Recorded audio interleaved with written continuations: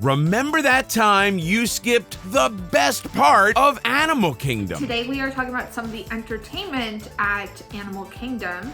That includes Festival of the Lion King, Finding Nemo the Musical, the Feathered Friends show, and the street performers that you can find all around Animal Kingdom. Festival of the Lion King is the greatest thing in Walt Disney World. I am not kidding, no cap, as the youth would say. It is my literal favorite thing in Walt Disney World. Over any attraction, over any nighttime spectacular, over any snack, this is it. But that didn't really explain what it is. Where do I even begin to talk about the incredible experience of Festival of the Lion King? Festival of the Lion King is a national treasure. It is poetry in motion. It is so beautiful, it will bring a tear to your eyeball. I'm still not answering the question. Festival of the Lion King is a live performance that you can find over in the Africa section of Animal Kingdom. Waiting just around the Tusker House bends. It was originally located at Camp Mini Mickey. And it is, as every single person on this video is probably going to tell you, absolutely amazing. That show sticks with you in your old brain drawers. Sits right in there. It's a good show. I love a musical, and I love it. It's excellent. It is BQ Broadway quality. And it's kind of like an indoor parade. That it was not an original concept for the Animal Kingdom when it first opened, but they realized they needed more offerings, so they grabbed some floats from a parade that had happened in Disneyland, and they threw together Festival of the Lion King as a last-minute project. Do you know what my last-minute projects looked like in high school and college? They didn't have fire dancers, I'll tell you that much. They didn't have acrobatic tumble monkeys. In any event, one of the floats has a waterfall. I don't think I need to say anything else. Mic drop. Oh, gosh. Festival of the Lion King's not your standard, retelling. It's more of a Lion King celebration. Simba, who's king now, it's like grown-up Simba, Ferris Bueller Simba. He has invited you and all the animals of the Pride Lands to come and celebrate, I don't know. That is an elephant we will never forget. And then the little kid goes, roar, and everyone's like, oh my God, it's so cute. And there's Giraffe. It is time. What kind of upper body strength these monkeys got? It's here from your vacant expression. All the quiet jungle. Whoa, whoa, whoa, whoa. Till we find our place, till we find our place. It's the circle and it's the circle.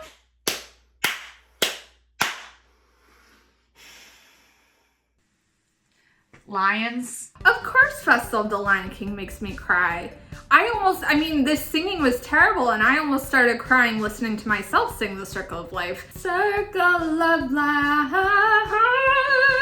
circle of life, boom. How do I sing so much in this show? That's been made clear to me. Sing or get out. Festival of the Lion King makes me cry. I'm getting teary-eyed now. Tissue! Chauncey! Tissue! Festival of the Lion King makes me cry every single time. But no time has made me cry harder than I was at the very first show when this show came back from the park closure. It just came back a few weeks ago. Whew. And it's my favorite show anyway, and that music is so amazing. But you could feel the energy in that theater from those performers that hadn't been able to perform in over a year. I can't even explain the energy in the theater. They were given a standing ovation. I cried the entire show. It was electric. And they even took some stuff out. They can't do the tumble monkeys right now, and the birds don't fly. They do a beautiful dance. But the joy on their faces and the energy in that theater, it was magic. I don't cry human tears. Most people are running to Pandora. I'm running to get in line for the Festival of the Lion King because, let me tell you something, it is all of that and a bag of chips. Okay, I'm back.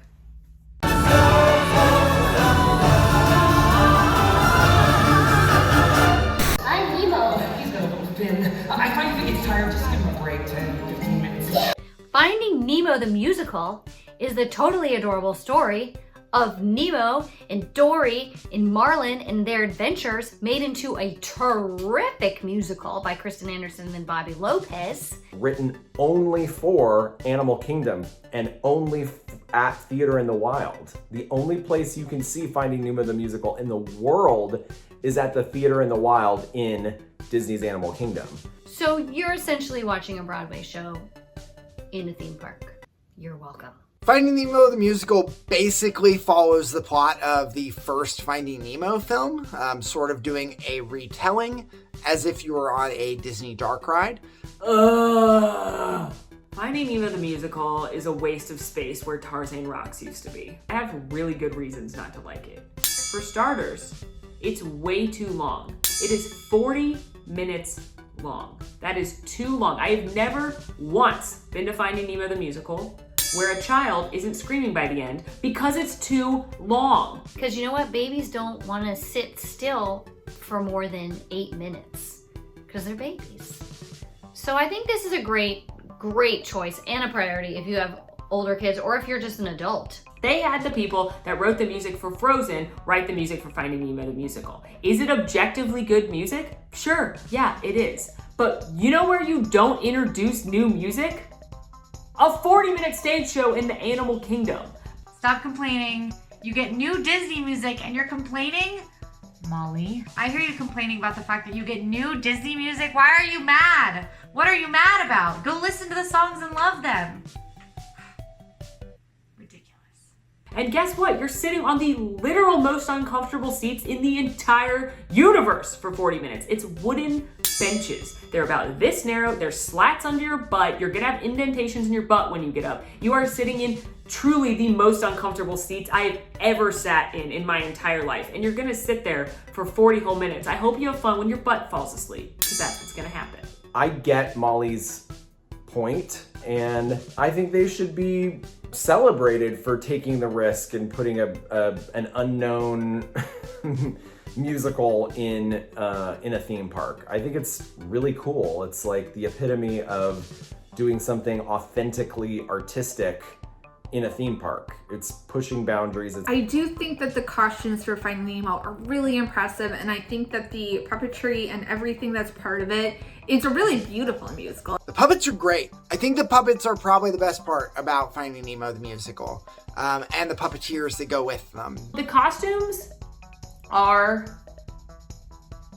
unitards. And only his face is out, so he's like this. He's like... I hope that my editor puts me in the Marlin costume. I'll be ready.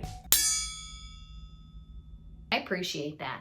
I would want to be Dory because she's funny. I think I'm pretty funny. I think I could be a good Dory. I would want to be Dory. Maybe, maybe I'd get to meet Ellen DeGeneres that way.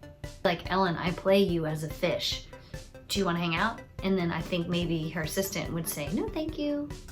I would like to be Crush. If I could be a performer in Finding Nemo the Musical, I would be Crush.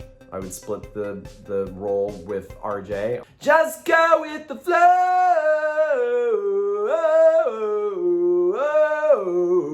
Go with the flow.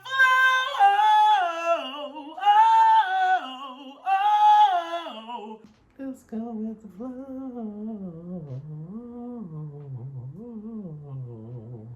I don't want to be in Finding Nemo the Musical. I would be Jane from Tarzan Rocks, the superior show that existed in this amphitheater.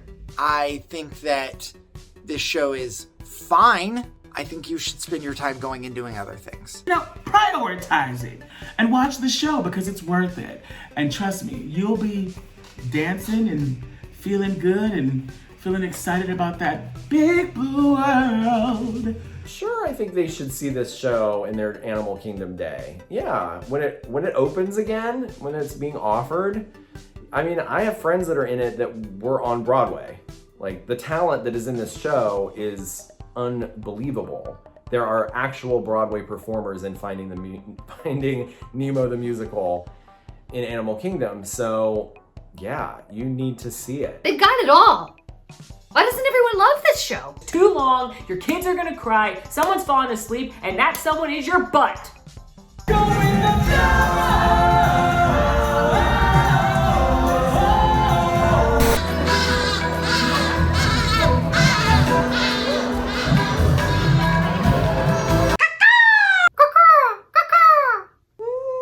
Quack, quack, quack.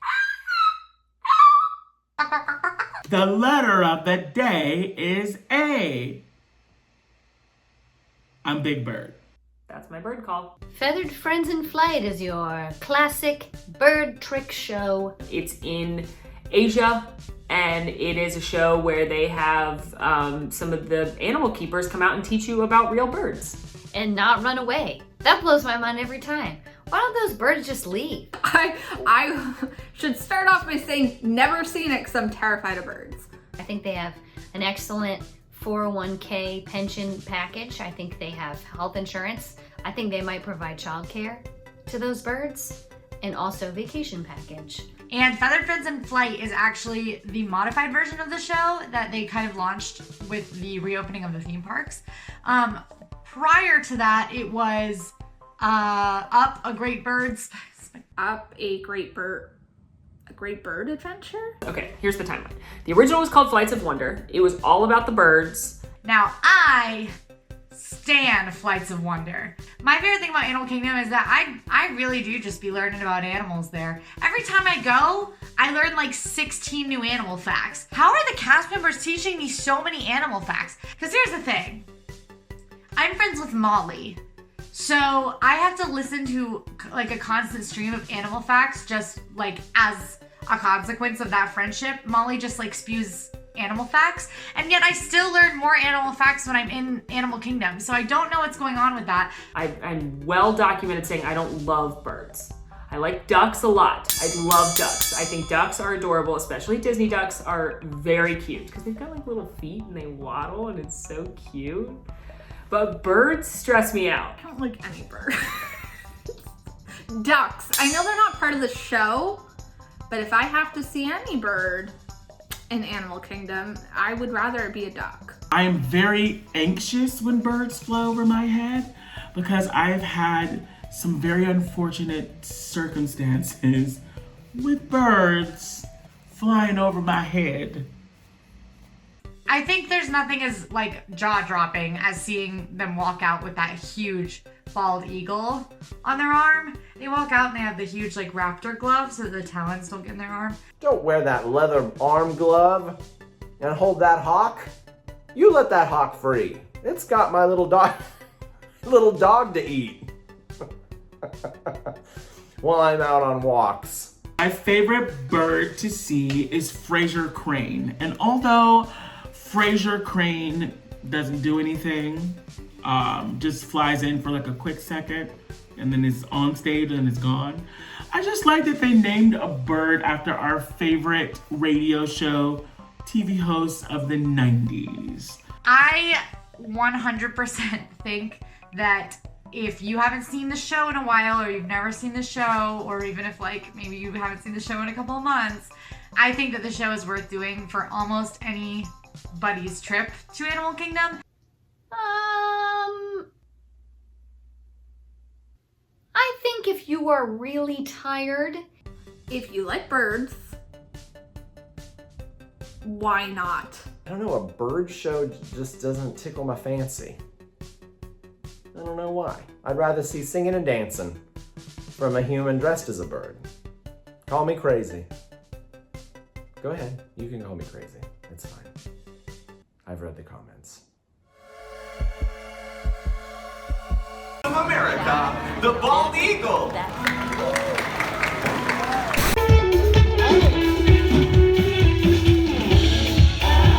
Animal Kingdom Kingdom has amazing streetmosphere. which is a fancy Disney word for street and atmosphere. They shoved it together. Streetmosphere are an incredibly important part of any Disney experience, regardless of what park we are talking about. While some are more iconic than others, these parks are not nearly as magical without these street performers. Obviously right now, a lot of that is on pause, which is rough. Like, that's something I'm super missing in Disney World.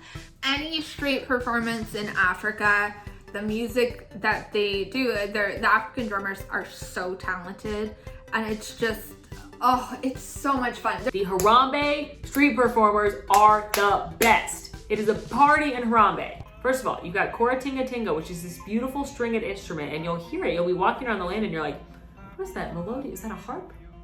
What is that? It's nice and it's usually in the morning, so you're like walking to get on the safari early. You hear this beautiful music, you love it. I love those guys. I thought that they were so much fun. They brought so much energy to the park, and it really made you feel like you were in Africa. Like, it made you feel like you were in this beautiful village with these beautiful African people just having the time of your life. They get people involved. Everybody has a good time. If you want to participate in that, you can. If you just want to watch, you can. It'll be one of those memories that you'll be talking about for years. Remember we went to Africa and they pulled you up to dance and we learned how to do the African dance together? Let me tell you something, when we learn each other's customs and each other's dances and cultures, it just brings us even closer together. So it's so good. It's my absolute favorite of all of the street performers that they have at DAC. If I went to Animal Kingdom and all I did was see Festival of the Lion King, got a beer from the Dollar Bar, and then watched the performers in Africa, I would consider that a perfect day. The drummers in Africa, and you've got the drummers in Pandora. The Pandora drummers are my least favorite drummers in Animal Kingdom, but it is a very high bar upheld by the Africa drummers and the Discovery Island drummers. The Pandora drummers are talented. It's just that it's a little, I mean, it's the Pandora aspect. You know what I mean? Like, you throw in the fact that it's in Pandora and you're like, yeah, you're drumming on alien drums. And where my night blossom? We need a little liveliness in that area, honestly, and it adds a lot, which is great. That's a lot of fun. And the fact that you can play on the drums yourself in that area is super fun because you could live your Pandora drum dreams. Divine is the coolest thing that's ever existed in Animal Kingdom. Probably won't make the episode. Let's talk about it anyway. Oh, are we gonna talk about Divine? Is Divine gonna be part of this conversation? Basically what she would do is she would come out and she would wrap herself around a tree and you wouldn't even see her. She would like cover her face because her hands would have leaves and flowers on it, and she would cover her face and she would just like become part of the tree. You would not even see her. And then she would just reveal herself, and it would just be this beautiful green gold face sort of amongst the trees. Divine, who has given me some of the biggest scares of my entire life, because when you think that it's just a tree, it's not. It's a giant woman on stilts. You walk around on the right side and you're like, why is that tree moving in a weird way? Uh-oh, did somebody slip something in my orange juice this morning at breakfast? The tree is moving in a weird way and it's got a face. Oh, geez, and I'm here with my parents. Nobody look at me. And then you're like, oh no, it's a street performer named Divine. Divine is perhaps one of the biggest scares you can find in all of Disney World. Forget extraterrestrial alien encounter. Divine will scare the pants off of you. If I had to perform in Animal Kingdom, what would I do when people walked by? Tell some jokes about animals? Animal impressions. Actually, animal facts. I would hand out compliments. I think I would recite quotes from animal-related films. So like if you told me your favorite animal, I would have to think of a movie quote that went with that animal. So if you were me and you came up to me, you'd be like, I like sharks. And then I would just start quoting all of Jaws.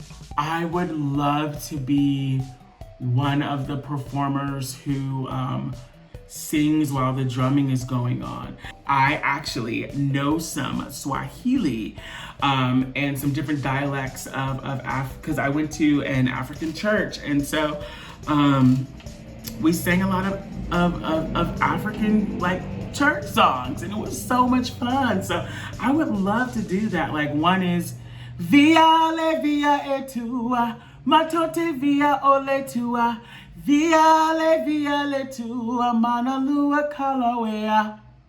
And it's African. And yes, so I'd love to do that. Overall, I think that Animal Kingdom does have some of the best shows in Disney World. I would go that far. This is probably going to be an unpopular opinion, but I'd have to say Animal Kingdom probably has the best entertainment out of all the parks. Go see Festival of the Lion King, leave everything else on the side. For me, I do love live entertainment in the theme parks. I think it is so fun. I think it is what sets apart a theme park from an amusement park is the live entertainment and the shows and the quality of productions. And Festival of the Lion King is amazing. It is absolutely incredible. It is a must-do on your Disney vacation. I think it's a great way to fill the rest of your day up because there's only 8 rides to go on in Animal Kingdom, so you got to do something with your day. Might as well sit in some air conditioning and listen to some incredible singers and see some amazing dancers. It is in everyone's best interest that the shows exist. While you're at Finding Nemo, you know where you're not? In line for Flight of Passage. So then the line is shorter, and then you switch, and then everybody wins. It's the circle of life, and it moves us all through despair and hope. Your faith and love, till we find our place, on the path of life.